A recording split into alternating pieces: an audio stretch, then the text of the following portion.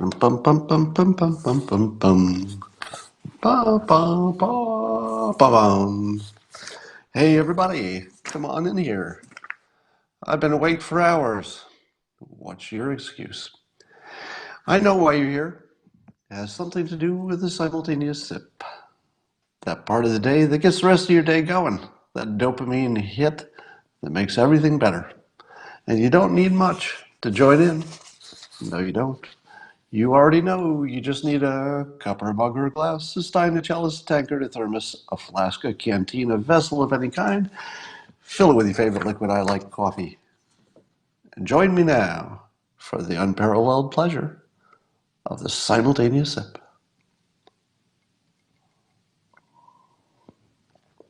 Oh, better than usual. I've got a coffee warmer now. It's changed my life. Now my coffee stays warm. How about that? It's like, wow, is there anything we can't do in 2019? We can keep coffee warm. So I tweeted earlier today that by my count, the latest hoax is hoax number 5. Now, when I talk about the hoaxes, of course, there are so many to choose from, but I'm choosing just the media hoaxes. So number 1 was the Russia collusion hoax. Number 2, the Fine People hoax. Number 3, everything about Kavanaugh hoax. Number 4, the Covington kids hoax. And number 5 is the latest chapter, which has been announced accidentally announced by the New York Times. So the coming year, the news will be wrapped around the new hoax, hoax number 5. And that says that Orange Man causes racism, not the fake news. No, it's not the news that causes the racism. No, it's President Trump, according to the news. Now, here's the question I ask you. People keep asking me, why do so many racists support President Trump? Now, the quick answer is conservatives always support Republicans, because I'm pretty sure it wouldn't matter who was running on the Democrat side. Pretty much all the Democrats, probably 95% of them would support whoever, just because Democrat. Now, how is that not obvious? And I wonder, is it really not obvious that all the conservatives, 95%, are going to vote Republican no matter who it is, and vice versa?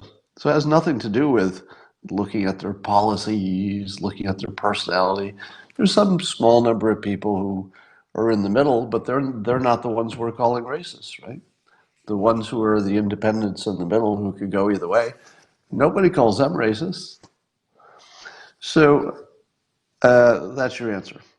Now, the question I ask is, if you were a racist and you were trying to determine if President Trump was on your side, what news sources would you watch to believe that the president was on your side? Well, you couldn't watch Fox News because Fox News says that President Trump disavows racism. They show the videos. They're very consistent. You wouldn't get that from Breitbart because Breitbart calls out the Fine People hoax, etc. You would have to watch MSNBC and CNN in order to have the opinion that your own racist views somehow were compatible with the president. Because that's not reported on any of the news sources that are, the natural news sources for the right-leaning part of the country. They don't report that. That's never in their reporting. They talk about how other people are saying it, but they don't report that there are facts to back it up. So the odd thing about the racists supporting President Trump is that the only place they could be learning this is from, the left-leaning media. It's the only way. Now, ABC says that there have been 36 criminal cases that invoked Trump's name, whereas the number of criminal cases that evoked Obama or Bush before him was 0. So what do you make of the fact that there are 36 criminal cases invoking Trump's name? Where did the people who made those crimes, where did they get their information? Where did they get their news? I don't know, probably CNN. So when we're dealing in the next year with the hoax number 5, which is the New York Times has announced they're gonna make the news in this coming year all about racism. I saw the first take on it this morning. They wrote an article. The headline says that the reason we don't have universal health care is racism. I mean, they're really serious about making every story about racism. Now, I didn't read the story because I don't feel like I need to. Because whatever that story says, I just don't think it could possibly be actual news. Whatever it says, it looks like it's just narrative, pounded into a topical story. So some people were suggesting that instead of hoax number 5, I call the latest hoax, the one that says Orange Man causes racism, not the fake news, that I should call it racist hoax. So it's a hoax that the president's racist. But you never want to put racist right in your message, because as soon as people see the word, they're already thinking, negative things about Trump. So I wouldn't use that word. I would diminish their hoaxing to simple chapters. Hoax 1, hoax 2, hoax 3, hoax 4, hoax 5. If somebody wants to question you about why you're calling it hoax 5, you're going to have to explain the other 4. So that's good for you if you have to explain all the hoaxes that led up to this one. Now, people are saying, how come I didn't include the Jussie Smollett hoax?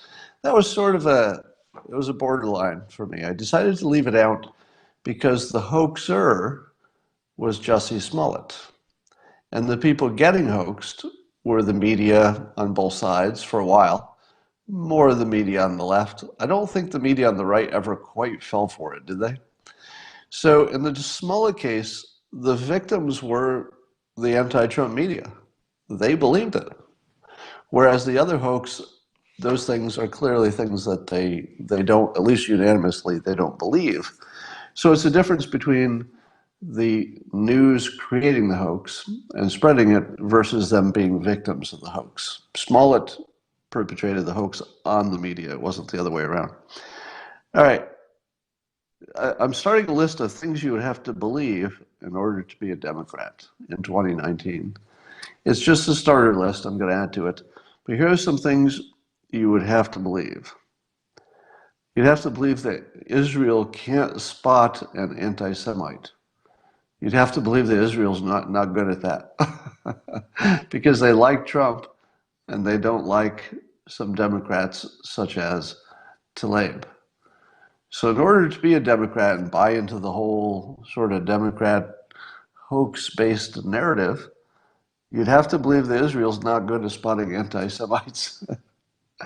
You'd also have to believe that internal trade wars are good, whereas external trade wars are always bad. Right? Because they're doing an internal trade war, which is boycotting various companies that might donate to the Republicans, donate to Trump. So they have to think internal trade wars are good and external ones are bad. I'm going to add to that list as we go. So I've had a number of people talking about this Portland sporting event. You heard about this sporting event in Portland? So there were 2 teams. One team, the Proud Boys, and there were others there, but mostly it was 2 teams. The Proud Boys versus Antifa. And they all showed up in the field and they wore their little uniforms and they had a contest. Now, the way you win the contest is not by how many people you beat up. You win the contest by luring the other side into bad behavior that gets caught on camera. Because if it's not on video, it didn't really happen, right? That's the way we're built. If you don't see the video looping, it's like it didn't even happen. So that's how you keep score. So the group that goaded the other side into doing things on video, and the on video is important, that looks bad, that's how you score. So based on that, and based on the video I've seen, the Proud Boys won hard. It looks like a complete victory for the Proud Boys. Now, before my critics jump on me, I'm neither supporting nor condemning the Proud Boys. I'm not making a comment about my opinion of them. I'm simply saying that I'm watching the game like the rest of you, the game in Portland, and they won the game. Because the way you score the game is by embarrassing video for your side versus the other side. Now, I did see embarrassing video of Antifa attacking different people. So somebody says, so you're for Antifa? Our world is so stupid that if you don't say you're for somebody, you must be for the other team. The nuance is gone. So Proud Boys won that event. As far as I know, there's no video showing them starting a fight or being bullies, but there is plenty of video of Antifa doing all of those things. So Proud Boys wins. Congratulations to the Proud Boys. Now, I asked a provocative question on Twitter. I still don't have an answer because I've seen no reporting on it. And here's the question. As a percentage, are there more black members of the Proud Boys, or are there, as a percentage, more black members of Antifa? Do you know the answer to that? Because I don't. I have no idea. I'm pretty sure they both have black members, which is hard to explain because in order to be a Democrat, you would have to also believe that black people are not good at spotting racism. Do you believe that? Because to be a Democrat, you have to. Because look how many, there's not a lot as a percentage, but there are plenty of black Republicans. There are plenty of, not as a percentage, but there are plenty of black supporters of President Trump. How do Democrats explain that? The only way they can explain it is that they're either bought off or all of them, like every single black Republican is just paid off somehow. You'd have to believe that. Or you'd have to believe that black people are not good at spotting racism when it's right in front of them and so obvious you couldn't possibly miss it. I just don't know how you buy into that. All right. The latest fun is that Bill Maher came down on the BDS movement that's boycott, divest, and sanction Israel, that Representative Tlaib is behind. And so Bill Maher sort of broke ranks, which is not that unusual. He broke ranks with the Democrats to say that that was a dumb idea. And so Tlaib has, she's responded by saying that people should boycott Bill Maher's show. Could this be any better? Could anything be more fun than watching Tlaib say that people should boycott Bill Maher's show? What the hell is wrong with that? What is wrong with him? Now, I don't think anybody should boycott his show. In fact, I was watching it the other day, and it's very entertaining. Even you can watch Bill Maher's show and disagree with his opinions and his politics, and still enjoy the entertainment of it. It was pretty funny when I watched it just last night, I guess, on recording. All right. So Bill Maher apparently tweeted at the president, and he said, okay, sure, let's get right on that. So he was responding to the president's tweet. So here's what Bill Maher says. This should blow you away. Now, Bill Maher is like one of the biggest critics of the president, right? He's one of the most vocal critics. And Bill Maher says in a tweet, this is a fresh tweet, but one other thing, Mr. President, as long as we're talking. This is Bill Maher. He says, if you were to do a total 180 on the environment and become the most dogged fighter we've ever had against climate change, pollution, and killing species, etc., I'd vote for you.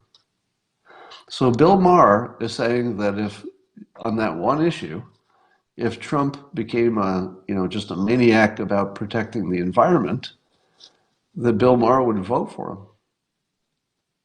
Do you believe that? Now, I'm not sure you can take that as a literal. I'm the one who always cautions you against taking things literally, because obviously there are lots of variables in the world. But I think I've been telling you for a while that it feels to me that Bill Maher is sort of teetering on the edge of becoming a Trump supporter. I'm not going to predict it'll happen, but I'm not going to be surprised if on election day 2020, Bill Maher says, I I hate a lot of things about this president, but look at the other person. Sorry. You might find Bill Maher is a lot closer to Trump by election day than you ever thought was possible. Now, one of the things that would bind them is Bill Maher has to be noticing that most of the arguments against Trump are literally just made up, ridiculous BS, and that he's being banged for being politically incorrect. Imagine Bill Maher, whose TV show used to be named Politically Incorrect, it's his brand. What's Trump's brand? Politically Incorrect. They literally have the same brand. It's hard for me to imagine that there's so much distance between them. Now, remember, they've had some personal dust-ups in the past. So some of it's personal. You can't really score that. Here's my other favorite story.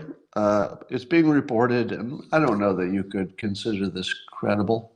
Whenever you hear a quote from people who were not recorded at the time, usually you should say the quote is not necessarily credible. It might be accurate, but you can't really believe quotes unless you see them on video, hear them on video, and even then it could be a deep fake. But if you're just hearing somebody said something, that's the lowest level of credibility.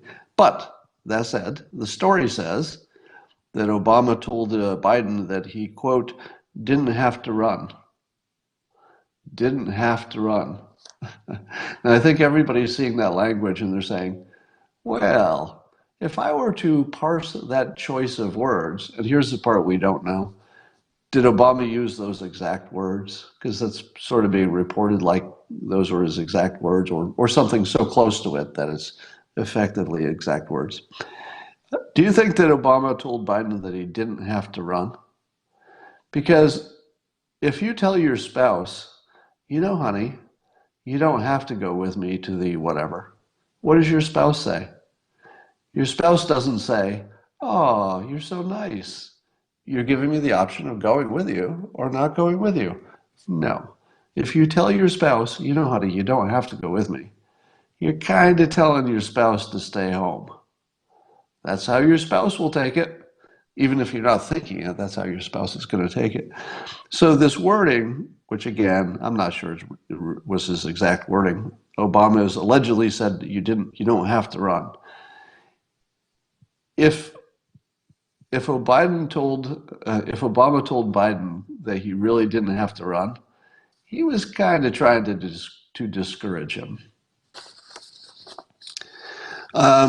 So that's interesting. I do believe that Obama has got some deep concerns about his legacy with Biden. So that's probably just about all I had to talk about. Oh, so I'm having a lot of people who, people live in a binary world.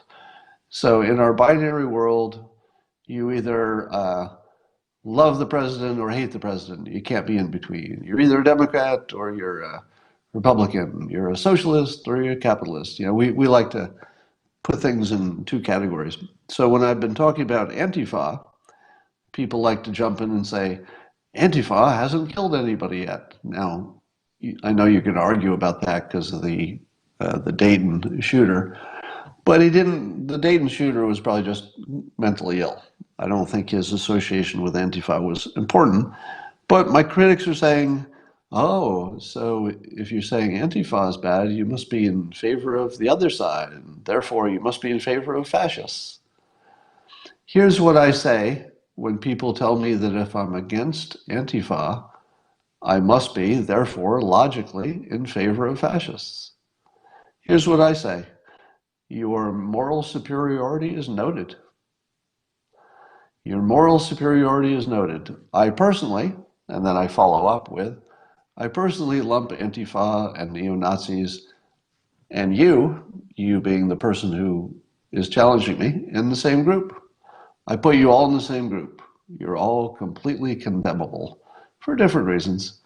But for those people who can rank head injuries over murder, and that's what people are doing, the people who are pro Antifa are saying, hey, Antifa hasn't killed anybody. They've only caused brain damage several times. It's just brain damage.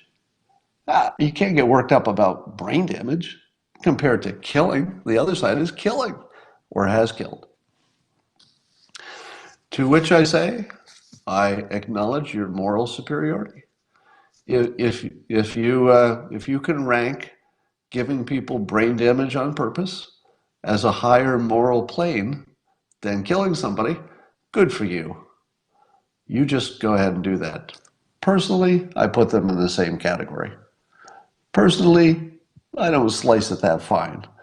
But if people want to, you should praise them for their moral superiority and then put them in the same group as the neo-Nazis. All right.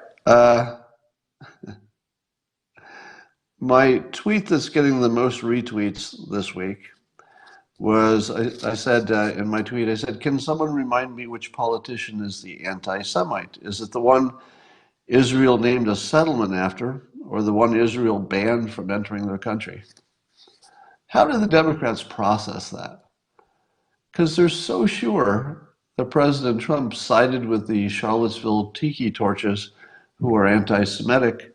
How do they deal with the fact that Israel is naming a settlement after him, and his opponent in Congress, Tlaib, isn't even allowed in their damn country? How do they process that? Like what mental machinations do you have to do to imagine that Israel can't figure out who anti-Semites are? Pretty sure they can do that. I have confidence in them. All right. Um, the amazing thing about this New York Times story is that it's not a story, except in one half of the country. Imagine, if you will, that the New York Times got caught on secret recording telling their news crew, the newsroom, how to cover the news for the next year before the events actually happen. So to tell them to frame things in a racial frame. That story is definitely bigger than Watergate. Am I wrong? Is not the New York Times getting caught on video, on audio, saying that they're going to form the news and create a narrative in the coming year? They're not even talking about the past. They're talking about their plan for the coming year. Do you think that's bigger than Watergate or smaller? Because Watergate, for all of its badness, wasn't that big a deal. I mean, it was a crime. I'm glad that Nixon had to go. I'm glad that everything that happened had to happen.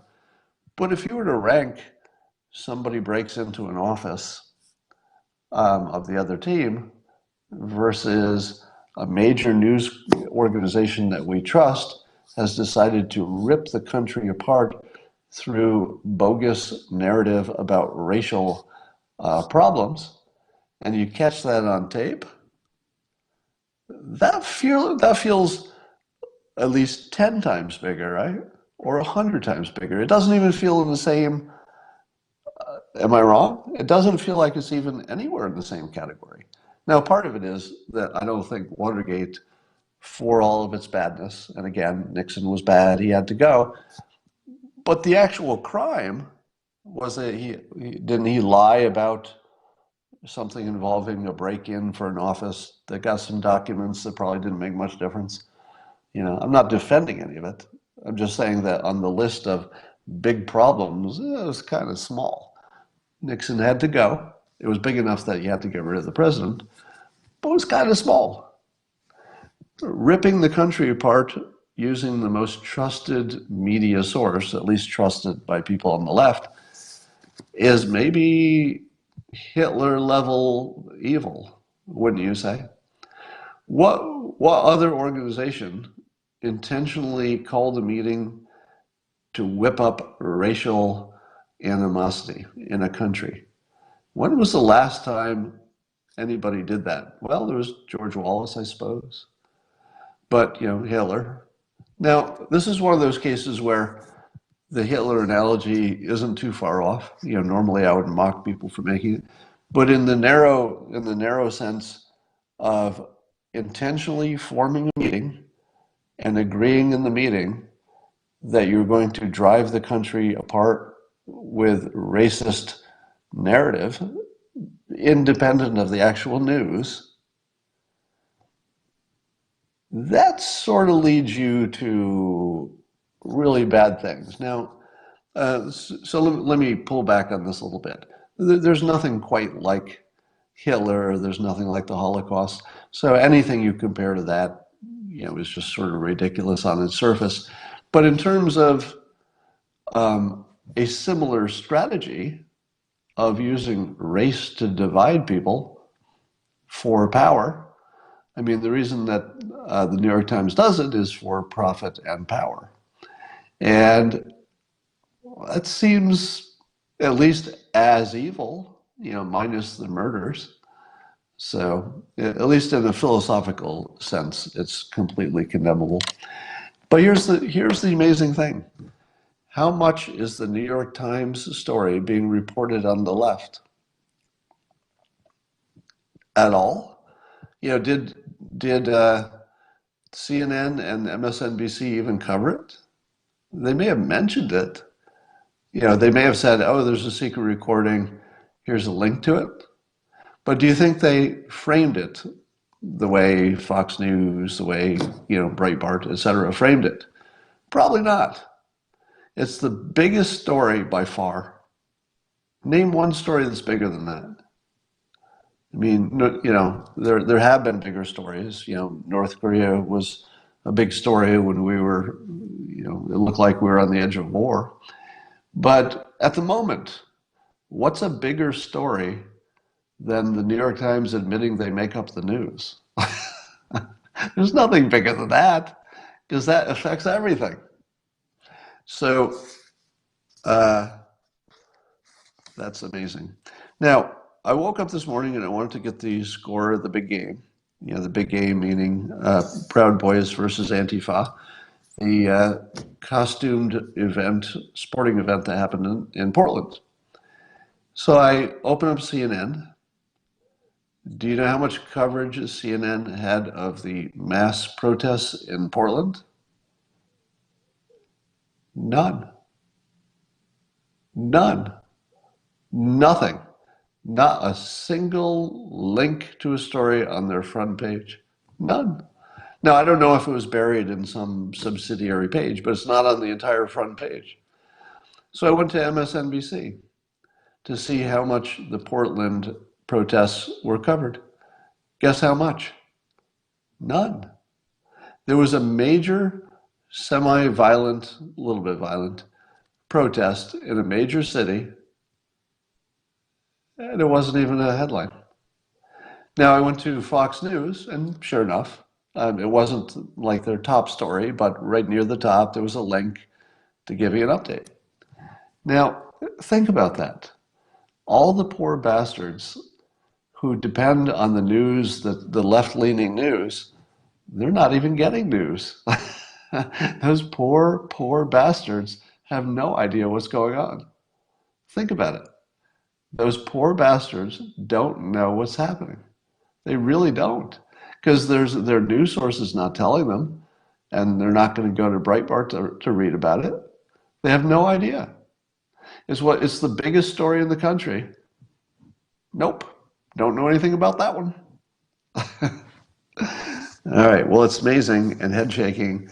And, even I am going to just sort of shake my head and walk away from it because there's not much you can do about it.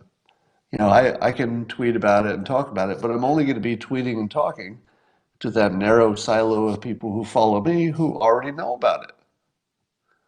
I can't get out of my silo, partly because social media platforms are going to throttle me if I try, but nobody's going to read it anyway.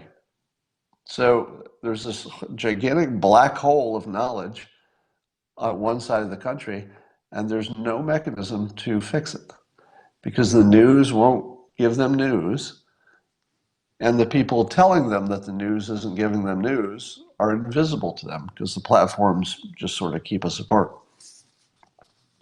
partly by choice and partly by algorithm. I was trying to think of ways to counter the hoax 5. So hoax 5, for those of you just joining us, is the idea that the orange man causes racism, not the fake news and the way they cover it. And so it's the 5th of the major hoaxes. It's like chapter 5. If this were a chapter book, this would be chapter 5, the other hoax. So here's a way I was thinking of reframing the whole racism thing. Imagine if Trump supporters had a t-shirt that said nationalism versus racism. Now, smart people will say, wait a minute, those are not like opposites, because a racist could be anybody. It could be a nationalist, could be a non-nationalist. Those don't even make sense. It doesn't make sense to say nationalism versus racism. It's sort of like saying banana versus the color purple. Like banana and a color don't compare. It doesn't make any sense. But we live in a stupid world in which people think in terms of words. It's the main power of Antifa is their name. If they changed their name, they would have to go away tomorrow. Because if it wasn't anti-fascist, they would just be fascist. It's literally the name of the organization. It's the only reason they get away with what they do, because we're so dumb as a society that the word influences us. Anti? Oh, well, I guess I must be on your team. You're anti something, I'm anti. So I was thinking if it were framed as nationalism versus racism, that's not so bad because you can't really be a good nationalist if you're also a racist, seems to me. Because the whole point of nationalism is that you're protecting your team, the people in your nation. How could you be a nationalist and a racist? You could be a white nationalist, but bad news, it's way too late. How in the world, what are you going to do? Ship back 45% of the country to wherever you imagine they belong? Like, how would that even work? So nationalism, without the white part, versus racism. No, it's not patriotism versus racism, because there are patriots on both sides. But I think people would agree that the nationalists are all on one side. And nationalism, by its nature, is anti-racism. Am I wrong? I'm not talking about white nationalism. I'm talking about just nationalism. Nationalism, by its nature, is to protect the people in the border, the people who are already here, and there are all kinds of people. So how could you say protect all these different kinds of diverse people and be a racist? Doesn't make sense. They're opposites. So that's why the anti-Trumpers have to throw the white in there to make it white nationalists so that they can turn it into white supremacists, so they can turn it into Hitler. So that they have to use word association to turn nationalist into something bad. So I'm just putting that out there. Nationalism versus racism. If we started thinking of it that way, then you'd have to take teams. I was actually thinking of, this is not a serious suggestion, but it just gives you an idea of how important words are. If Trump supporters founded a group called Antiracists, but they were mostly nationalists, but they called the group anti-racist. who would oppose them? Because if you oppose the group that's anti-racist, what are you, right? So if there were a Republican group named Anti-Racist, it would be very effective. I don't see it happening. I'm not suggesting it will, but it just tells you how the words work. Anti-Ra, anti-Ra, anti-Ra to be against Antifa. Now it seems to me that the Antifa are racist by definition because their view of the world is a race filter. If the way you see the world is race, it's your primary filter, I think you're racist by definition because it's how you see the world. If your primary definition of the world is America or nationalism, you're the opposite because you can't really be a good American. You can't really, I don't know how you could support the Constitution where it says very clearly we're all equal if you don't believe that. So in order to be a nationalist and a patriot and a good American, you would have to be not a racist. So just putting that out there. All right, lemon drop.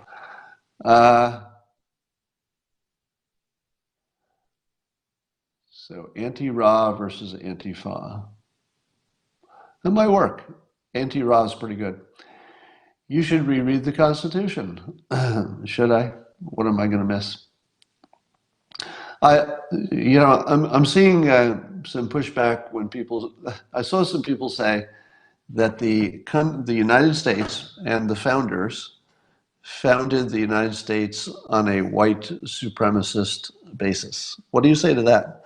Do you think it's true or false that the United States, the founders, the fathers of the country, because most of them were men, do you think that it was a white supremacist nation?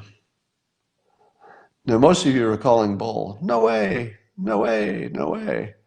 So I'm reading this book, American Nations, which is just history. It's not really trying to push an agenda. It's just telling you what happened.